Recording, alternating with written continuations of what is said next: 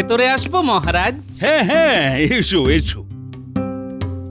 খুব একটা জরুরি কথা বলবো বলে এই সাত সকালেই তোমাকে ডেকে পাঠিয়েছি। কি জরুরি কথা মহারাজ? বুঝলে গোপাল, অন্যান্য বছরের তুলনায় এবার কৃষ্ণনগরে শস্যের ফলন কিন্তু বেশ কম। সে তো জানি মহারাজ। কিন্তু এর প্রতিকারের কোনো ব্যবস্থা কি তোমার জানা আছে? মানে কি করলে আমার রাজ্যে ফলন বেড়ে যাবে? দেখো, দিন দিন এ রাজ্যে লোক সংখ্যা বাড়ছে, আর লোক সংখ্যার হারে ফসলের ফলন যদি না বাড়ানো যায় তাহলে তো আগামী দিনে রাজ্যে একেবারে খাদ্য সংকট দেখা দেবে। এটা একেবারে খাঁটি কথা বলেছেন মহারাজ। তাই বলছি, মাথা ঘামিয়ে কিছু একটা উপায় বের করো গোপাল।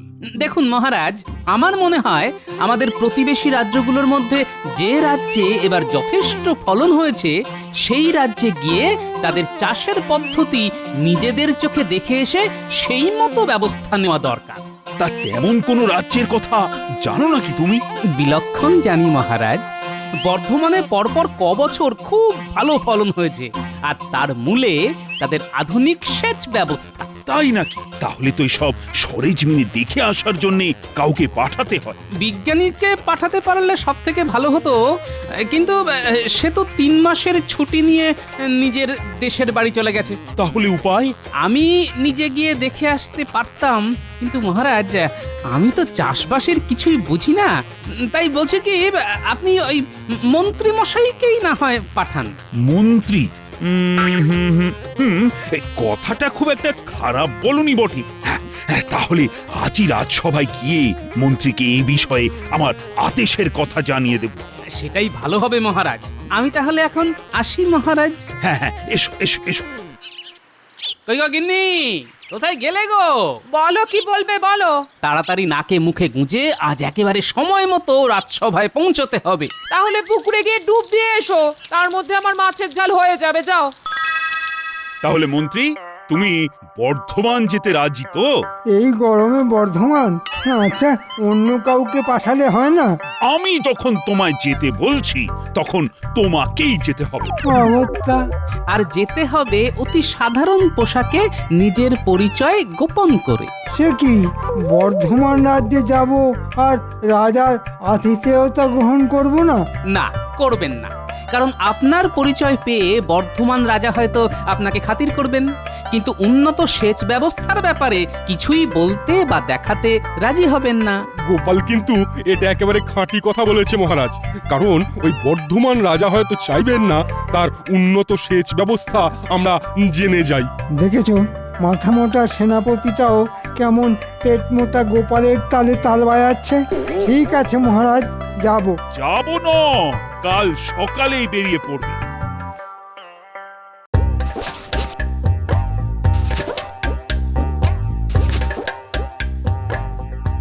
বাহ, চাষবাস তো বেশ ভালোই দেখছি।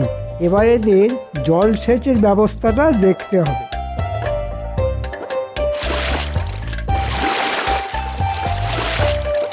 এরকম সেচ ব্যবস্থা তো আমাদের ওখানেও আছে।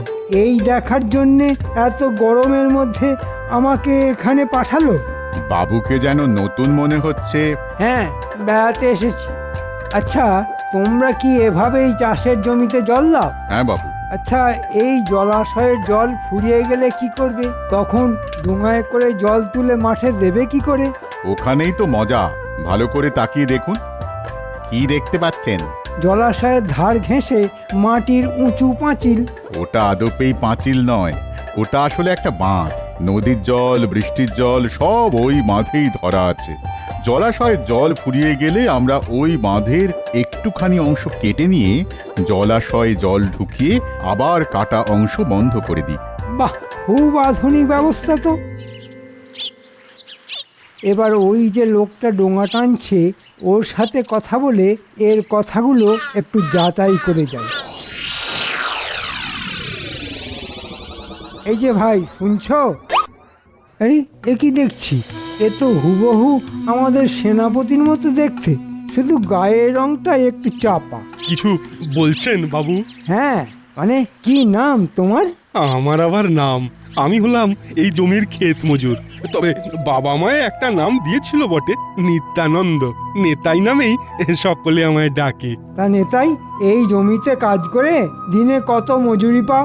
আগে আগে মালিক আমায় খাওয়া পড়া দেয়, আর মাসে 2 টাকা বেতন। হ্যাঁ, এতে চলে তোমার? চলে কি আর বাবু, চলে না। তবে তবে একলা মানুষ তো, তাই কোনো মতে দিন কেটে যায় আর কি। আচ্ছা, খাওয়া পড়া ছাড়াও আমি যদি তোমায় মাসে 25 টাকা বেতন দিই, তাহলে আমার কাছে কাজ করবে? গরিব মানুষের সাথে কেন তামাশা করছেন বাবু? হ্যাঁ, তামাশা নয়, একেবারে সত্যি কথা। রাজি থাকলে এক বস্ত্রে এক্ষুনি চলো আমার সাথে। খাওয়া পড়া সমেত মাসে 25 টাকা বেতন পেলে আমি রাজি বাবু। হ্যাঁ, রাজি রাজি। এখন কদিন তুমি আমার বাড়িতেই থাকবে, কদিন বাদে অন্য বাড়িতে তোমায় পৌঁছে দেবো। আমায় এখন কি কাজ করতে হবে বাবু?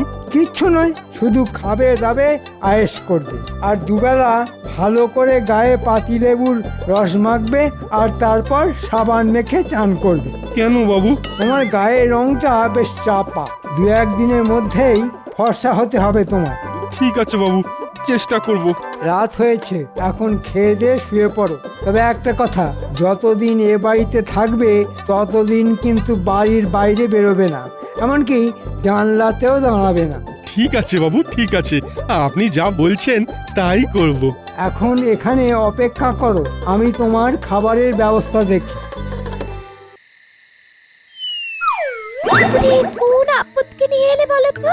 আপদ বলো না, আপদ বলো না, বলো আমার ভাগ্য দেবতা। তোমার কথার মাথা মুন্ডু কিছুই বুঝতে পারছি না। লোকটাকে একেবারে হুবহু আমাদের সেনাপতির মতো দেখতে। বুঝতে পেরেছি, বুঝতে পেরেছি। আবার কোনো দুষ্টু বুদ্ধি ভর করেছে তোমার মাথায়। তবে দেখো, প্রতিবারের মতো এবারও আবার ভরা ডুবি না হয় তোমার। সব সময় কুকথা বলো না তো। যাও, এখন ঘরে গিয়ে ঘন করে এক বাটি পায়েস বানিয়ে ফেলো তো, আমি চট করে একটু ঘুরে আসছি।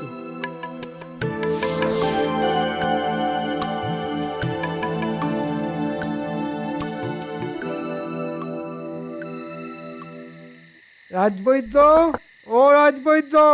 আরে মন্ত্রী মশাই, আপনি বর্ধমান থেকে কবে ফিরলেন? আজই।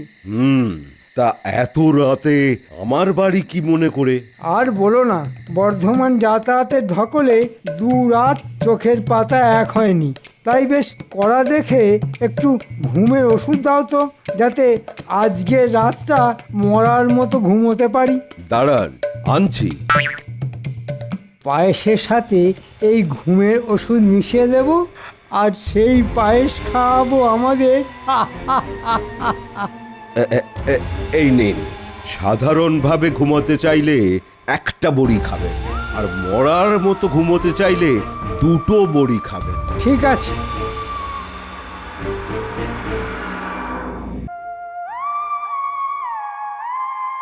সেনাপতি, ও সেনাপতি, ঘুমিয়ে পড়েছো নাকি?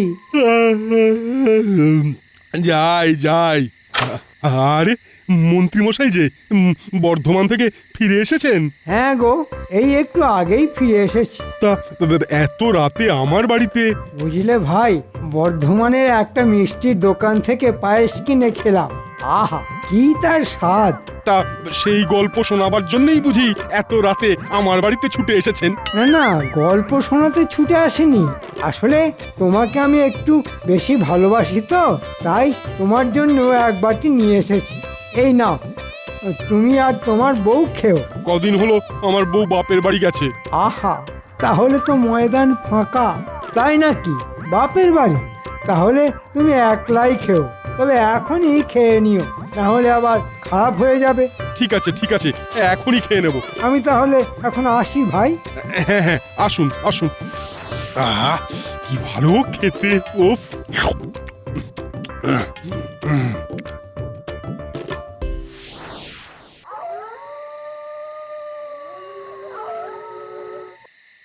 এত রাতে আমাদেরকে কোথায় নিয়ে যাচ্ছেন বলুন তো? আরে বাবা, এই সামনেই সামান্য একটা কাজ করে দিবি, আর তোদের পাওনা নিয়ে চলে যাবি, ব্যাস মিটে গেল। এ তো সেনাপতি মশাইয়ের বাড়ি। তোরা এখানে চুপটি করে দাঁড়া, আমি চট করে ভেতরটা দেখে আসছি। ব্যাটা মনে হচ্ছে দরজা খুলেই ঘুমিয়ে পড়েছে। দরজা ভাঙার ঝামেলা আর রইল না। আহ, আহ, আহ, আহ।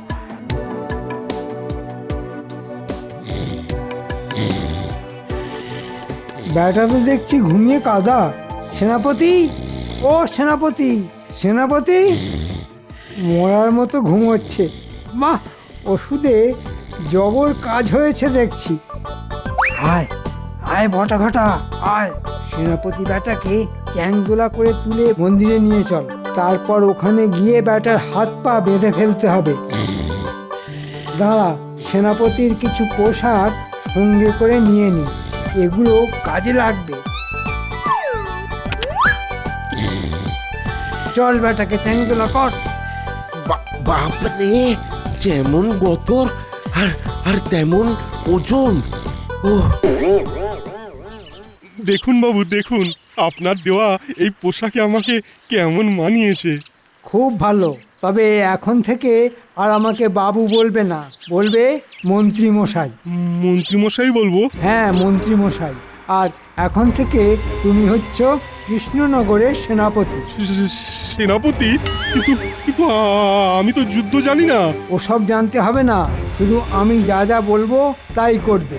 আর আমাদের রাজসভায় গোপাল বলে একটা টেকো বজ্জাত আছে, তার সঙ্গে একটাও কথা বলবে না। এরপর আমি তোমাকে ধীরে ধীরে সব কিছু শিখিয়ে দেব। চলো, তোমাকে এখন তোমার নিজের বাড়ি নিয়ে যাব। আমি রাজসভায় যাব না? যাবে, তবে কদিন পর। এর মধ্যে তোমায় সব কিছু শিখে বুঝে নিতে হবে। শোনো, এখন তোমায় কিছু বলবো, যা তুমি মন দিয়ে শুনবে আর সেই মতো কাজ করে যাবে। কি বুঝতে পেরেছো তো? সে তো পেরেছি, কিন্তু আমি গরিব মানুষ বাবু, তাই তাই আমার যে খুব ভয় করছে বাবু। ভয় করছে? হ্যাঁ, শুনলে মুখ্য চাষা, ভয়কে জয় করতে শেখো। এখন চলো, তোমাকে আসল সেনাপতির বাড়ি রেখে আসি।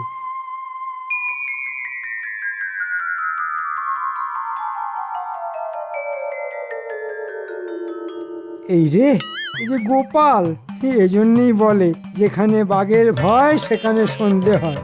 চলো চলো, পা চালিয়ে আমাদের অন্য পথ দিয়ে যেতে হবে। মন্ত্রী মশাই, আরে ও মন্ত্রী মশাই, বর্ধমান থেকে কবে ফিরলেন? কাল রাতে। আমার এখন কাজ আছে। আরে দাঁড়ান দাঁড়ান,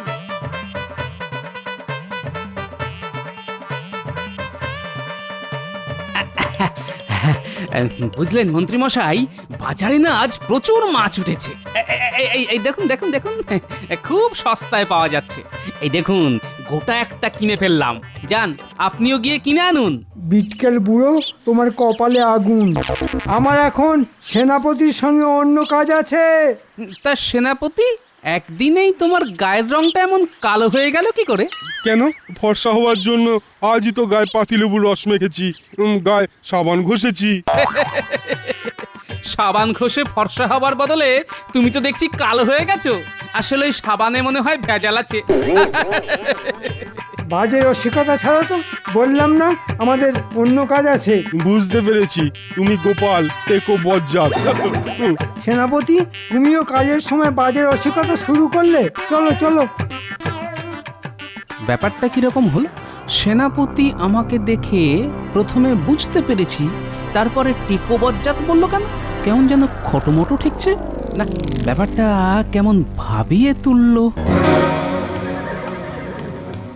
নকল সেনাপতিকে আসল সেনাপতির বাড়িতে রেখে দিয়ে এসেছি।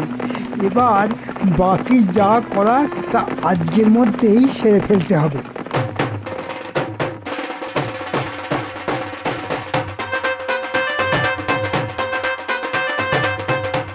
দেখ দেখ, কি সুন্দর একটা চন্দনা পাখি। তাই তো, কি সুন্দর দেখতে। দাঁড়া, ওটাকে ধরবো।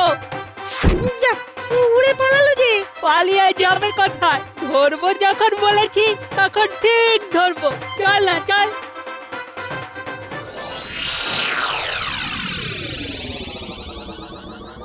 এই ভাঙা মন্দিরে আমি এলাম কি করে? হ্যাঁ, আমার হাত পা বেঁধে এখানে ফেলেই বা রাখলো কে? হ্যাঁ, কে আছো? কে আছো? আমায় উদ্ধার করো! কে আছো? বাঁচাও! যা, এ তো আবার পালালো। ছেড়ে দে গুলটে, ওকে ধরা তোর কর্ম নয়। কে কোথায় আছো? আমায় উদ্ধার করো, দয়া করে উদ্ধার করো আমায়। বাঁচাও, মন্দিরের ভেতর বাঁচাও। থেকে কার যেন গলার আওয়াজ ভেসে আসছে না? চল তো দেখি। এ কি সেনাপতি মশাই, আপনি এখানে? আমার হাত পায়ের বাঁধন খুলে দে পুঁটি। কিন্তু আপনার এই অবস্থা কে করলো? মনে হচ্ছে মন্ত্রী মশাই। দাঁড়ান দাঁড়ান, আমরা আপনার বাঁধন খুলে দিচ্ছি। গুলটে, এক ছুটতে গিয়ে গোপাল দাদুকে ডেকে নিয়ে আয়।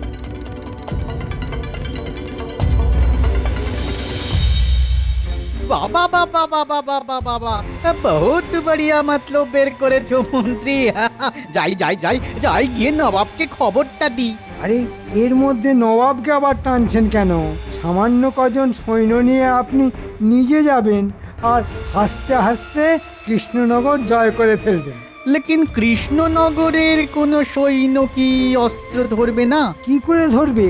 কারণ সেনাপতির আদেশ ছাড়া সৈন্যরা তো অস্ত্র ধরে যুদ্ধ করে না। আর আমাদের এখনকার সেনাপতি তো নকল।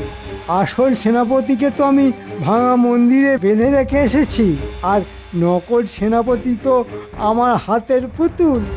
আমি না বললে সে নড়বেও না আর চড়বেও না। তাহলে কবে যেতে বলছো? বাংলায় একটা কথা আছে, শুভস্য শীঘ্রম। তাই কাল সকালেই আসুন, দেখবেন একবার এই জয়ের ফলে নবাব বাহাদুর খুব খুশি হয়ে আপনাকে কত ইনাম দেবেন। আর তুমি কি চাও? মানে একবার যদি কৃষ্ণনগরে রাজা হতে পারতাম। তুই রাজা হবি? হ্যাঁ, রাজা? আরে বেটা, তাহলে আমি আছি কি করতে? ঠিক ঠিক আছে ঠিক আছে, তোমাকেই রাজা করে দেব। হ্যাঁ,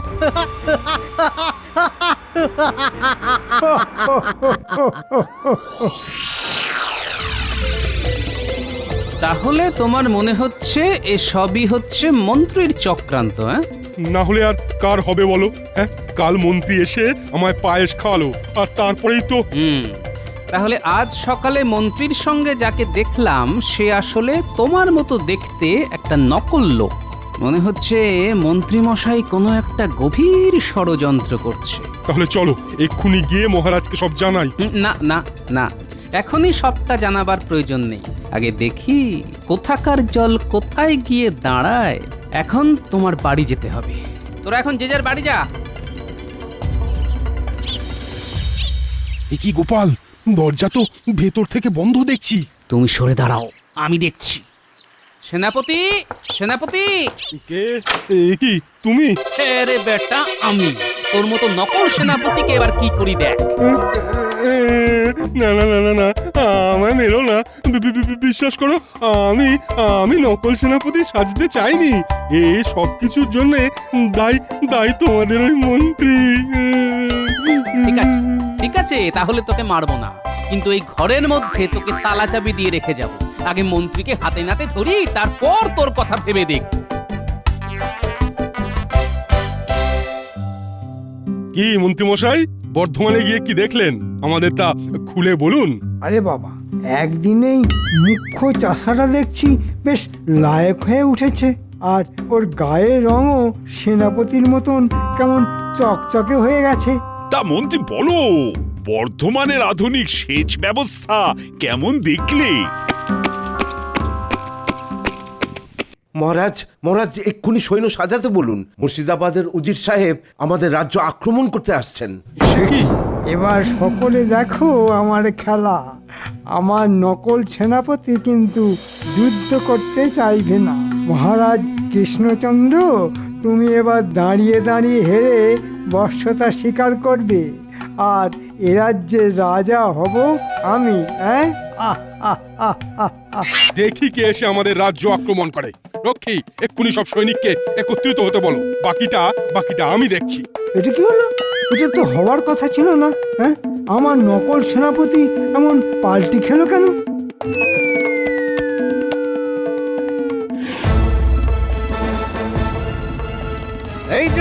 এই যে কৃষ্ণচন্দ্র, হ্যাঁ, হয় আমার সঙ্গে যুদ্ধ করো, না হলে আমার হাতে ধরা দাও। এসবের মানে কি? খুব সোজা, তোমার এই রাজ্যটা আমি দখল করতে চাই।